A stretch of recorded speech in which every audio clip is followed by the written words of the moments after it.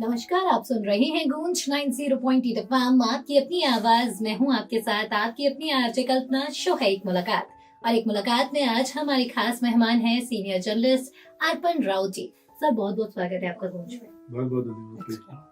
और पत्रकारिता में अपना लोहा मनवाने के लिए सर को जाना जाता है। एक लंबी जर्नी सर पत्रकारिता के क्षेत्र में तय कर चुके हैं। सर, हर किसी का अपना संघर्ष होता है, हर व्यक्ति कहीं ना कहीं से शुरुआत करता है।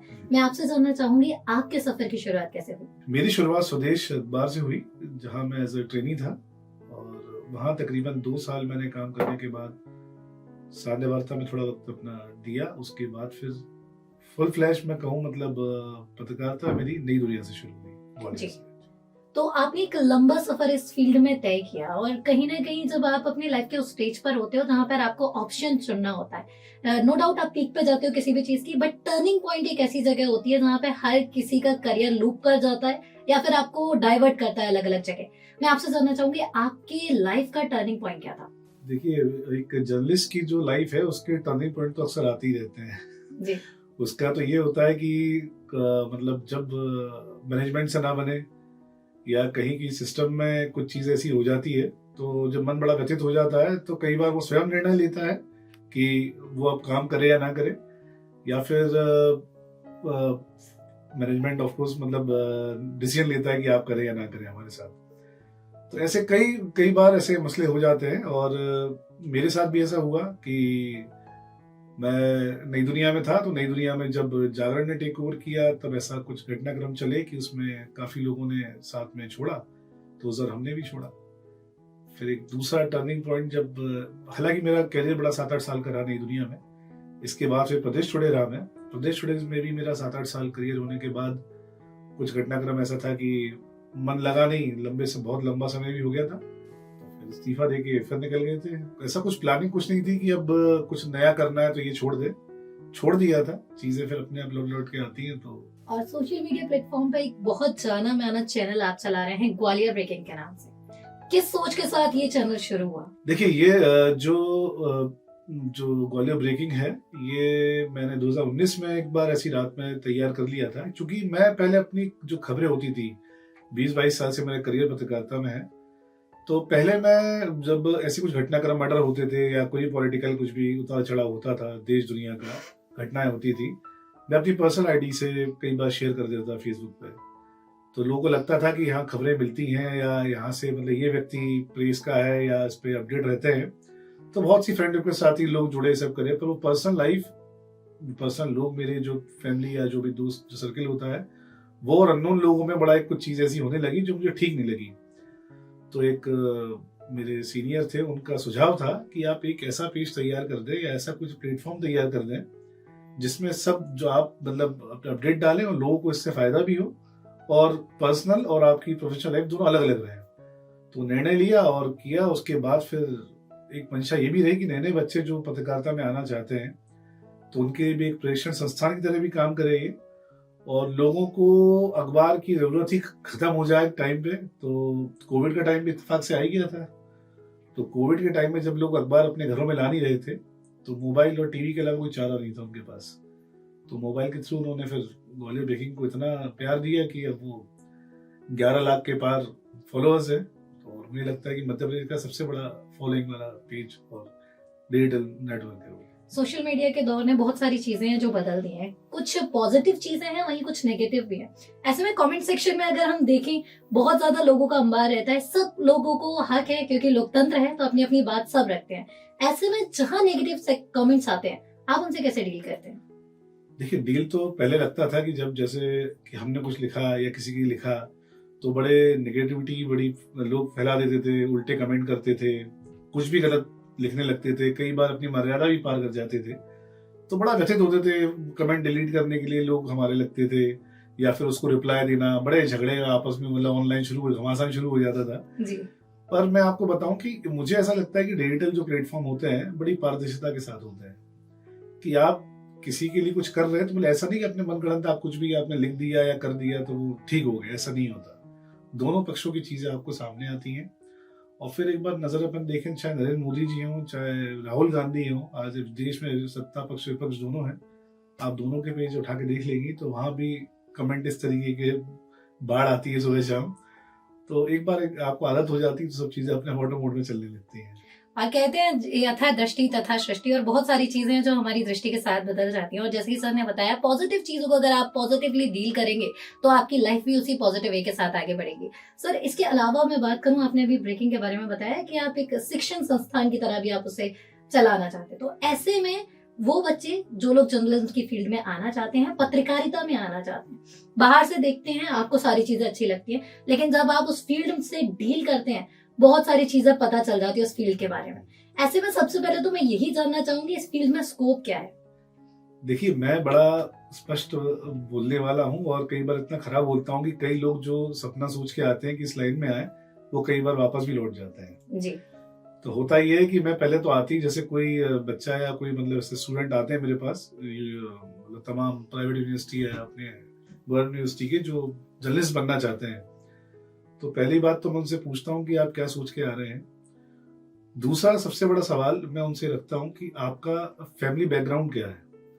यदि फाइनेंशियली आपको यदि लगता है कि आपके भरोसे यदि परिवार नहीं है, क्योंकि इनिशियल जो आप जब स्टार्ट लेंगे तो आपको स्थापित होने में कम से कम 4-5 साल, मतलब आप यदि किसी मेट्रो में नहीं जाते हैं और ग्वालियर में ही आप यदि शुरुआत करते हैं तो आपको कम से कम 4-5 साल तो स्थापित होने लग जाएंगे। आप सोचे किसी आईटी कंपनी एमएनसी में आप काम करते हैं तो आपके जो पैकेज होते हैं उससे आप यदि पत्रकारिता क्षेत्र की आप तुलना करें तो जमीन आसमान का फर्क है। ये बड़ा पैशन है, ये जुनून वाला क्षेत्र है, और पहले भी हुआ करता था, आज के दौर में भी यदि आप में जुनून है तो इस लाइन में जरूर आना चाहिए और कुछ करना चाहिए। आप सोचो कि आप किसी एमएनसी के अंदाज में नौकरी करने आ रहे हैं तो थोड़ा सा आपको कहीं चूक कर रहे हैं आप। और डेफिनेटली किसी ने कहा भी है कि सफलता एक दिन में तो नहीं, लेकिन हाँ एक दिन जरूर मिलेगी, और उस एक दिन के लिए जो जर्नी होती है वो बहुत लंबी होती है। उससे पहले सोचिए, विचारिए, रुकिए, क्योंकि ये समय आपका है और आपको कैसे इस समय के साथ आगे जाना है ये भी आप ही पर निर्भर है। तो सर, जैसा भी हमने स्कोप की बात की, एक फील्ड में जब स्कोप आते हैं तो चैलेंजेस अपने आप उसी के साथ फ्री में आते हैं। तो मैं यही जानना चाहूंगी, यंगस्टर हैं, आकर्षित होते हैं किसी भी फील्ड की तरफ, चैलेंजेस को कैसे टैकल करें और क्या क्या चैलेंजेस इस फील्ड में उन्हें फेस करने होते हैं?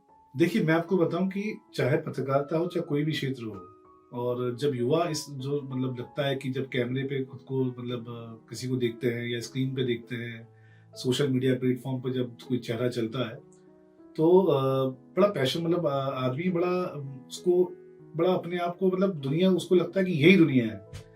पर मुझे ऐसा लगता है कि ये क्षणिक होता है। आपको जब आप यूज टू रहते हैं इन चीजों के तो ये चीजें आपको इतना ग्लैमर या इतना सब कुछ लगता नहीं है।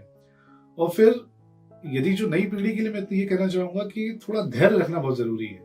आपको लगता है कि आप आज आए और 6 महीने आप बड़े सुपरस्टार हो जाएंगे और आप मतलब जाने क्या कर देंगे, तो थोड़ा सा धैर्य रख के चलिए, क्योंकि किसी भी चीज को सीखने के लिए, समझने के लिए, क्योंकि जैसा आपको दिखता वैसा होता नहीं है।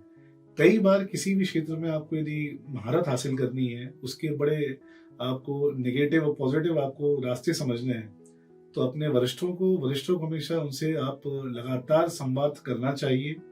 कोई परेशानी आए तो उनको समझना चाहिए। यदि सोच के आए कि हम सब ऑलरेडी हमें आता ही है और हम बड़े मतलब 1-2 घटनाक्रमों के बाद यदि आप बहुत बड़े या खुद को आपको पत्रकार समझने लगते हैं तो आपका पतन तभी शुरू हो जाता है। तो थोड़ा सा धैर्य और वरिष्ठों से लगातार जुड़ाव और संवाद बहुत जरूरी है इस लाइन के लिए। तो खुद गलती करके सीखने के लिए जिंदगी बहुत छोटी है, अपने अनुभव से सीखते जाइए, बड़ों से अनुभव लीजिए और आगे बढ़ते जाइए।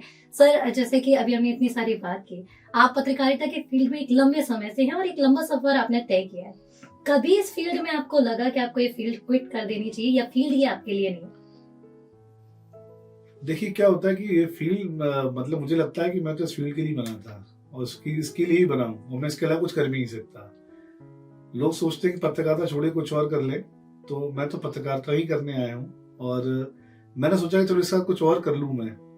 तो मैंने कुछ 1-2 प्रयास भी किए जीवन में, पर एक पत्रकार हमेशा पूरा पत्रकार होता है, वो आधा अधूरा कभी नहीं हो सकता, वो बिजनेसमैन कभी नहीं बन सकता, क्योंकि बिजनेस में आपको कई बार समझौते करने पड़ते हैं। और पत्रकार जो होता है, जो स्टार्टिंग से बड़ा यदि उस मतलब बड़े सिद्धांत के साथ चलने वाला पत्रकार है, तो समझौते उसके लिए करना बड़ा मुश्किल हो जाता है कई बार, तो वो संभव नहीं हो पाता है। तो पत्रकार ही बनना था, पत्रकार ही बने और पत्रकार ही जब तक है पत्रकार ही रहेंगे।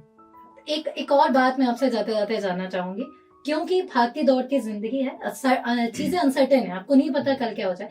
तो क्या आपको अपने साथ बैकअप ऑप्शन लेके चलना चाहिए, या आप जिस फील्ड में हैं उसी के साथ शिद्दत के साथ आगे बढ़ते जाएं? देखिए, मैंने आपसे शुरुआत में कहा कि जितने युवा आते हैं तो मैं उनसे पूछता हूँ कि आपका फैमिली बैकग्राउंड क्या है, आपकी आय का जरिया क्या है, कि आपका यदि नहीं कुछ कमा पाते हैं या आपको इतना आपका नहीं है, तो आपका परिवार की स्थिति कहाँ किस पे डिपेंड होगी। तो मुझे लगता है कि पैरेलल यदि आप परिवार आपका है और स्थापित है, या ऐसे आपके एक दो रास्ते आपको हमेशा रखनी चाहिए कि आपका परिवार कम से कम सफर ना करे आपकी गैर मौजूदगी। तो उसके लिए हमेशा आपको कहीं ना कहीं कुछ ऐसा तय करना जरूरी होता है। तो किसी भी चीज की शुरुआत करने से पहले 2 घड़ी रुकिए, सोचिए, समझिए और उसके आगे बढ़िए, क्योंकि ये जिंदगी बहुत भागती दौड़ती थी। इसमें कुछ सोचना बातें आप ही को रहती हैं, क्योंकि वो आपसे नहीं, आपके इर्द गिर्द आसपास और कई लोगों से जुड़ी होती हैं। तो इस भागती दौड़ती जिंदगी में कल्पना यही कहेगी, रुकिए, 2 पल ठहरिए और सोचिए। सर, आज हमने आपसे ढेर सारी बातें की, आपके बारे में जाना, करियर के बारे में जाना, जर्नलिज्म के बारे में जाना। जाते जाते ग्वालियर वासियों से क्या कहना चाहेंगे? बस ग्वालियर वासियों से यही कहना चाहता हूँ कि मतलब जैसे आप शहर में जो मुझे लगता है कि जो गलत के जब आपको समय ठीक होता है, मतलब पर्टिकुलर किसी मामले में नहीं कहना चाहता हूँ, पर मुझे लगता है कि जब किसी अन्याय होता है किसी के साथ, जब पुलिस मदद नहीं करती है, जब जनप्रतिनिधि मदद नहीं कर पाते हैं, तो आपकी अपेक्षा हमेशा मीडिया से होती है। और आप चाहते हैं कोई पत्रकार आपकी दबी हुई आवाज को उठाए और अपने मंच पे रखे, और जिससे आपको न्याय मिले।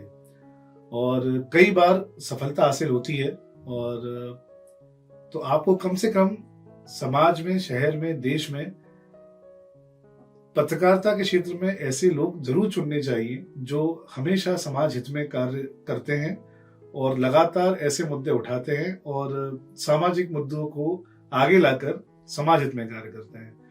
तो ऐसे लोगों को भी आपको बढ़ावा देना चाहिए और उन्हें अप्रिशिएट करना चाहिए।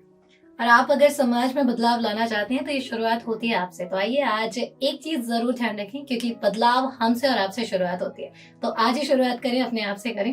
Thank you so much sir, अपना अमूल्य समय हमें देने के लिए। आपका बहुत बहुत धन्यवाद, बहुत बहुत आभार। बहुत बहुत